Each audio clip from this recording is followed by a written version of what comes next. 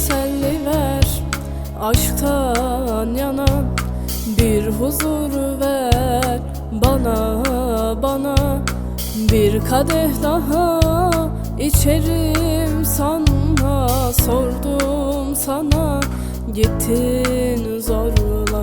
Bir teselli ver aşktan yana, bir huzur ver bana bana. Bir kadeh daha içerim sana, sordum sana, gittin zorla. Çok mu içtim senden sonra, rüyamda gördüm cehennemi sende. Çok mu çektim elinden, dinmez oldu acıları. Kaç gece daha doğdu ay güneşle, kaç hece daha doldu senle. Kaç kere kırdım böyle, söyle sana, değer mi sence?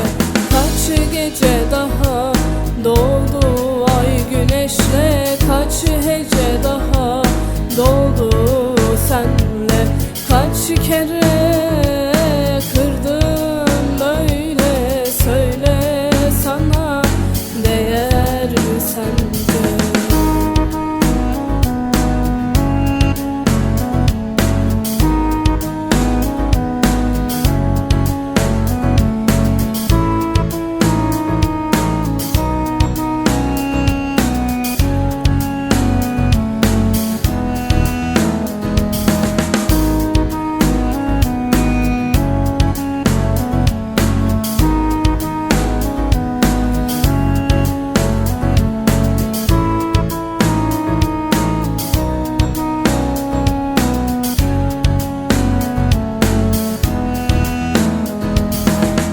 Teselli ver aşktan yana, bir huzur ver bana bana. Bir kadeh daha içerim sana, sordum sana, gittin zorla. Çok mu içtim senden sonra, rüyamda gördüm cehennemi sende. Çok mu çektim elinden, dinmez oldu acıları.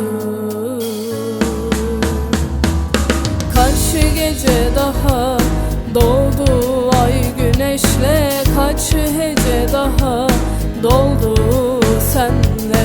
Kaç kere kırdım böyle, söyle sana, değer mi sence?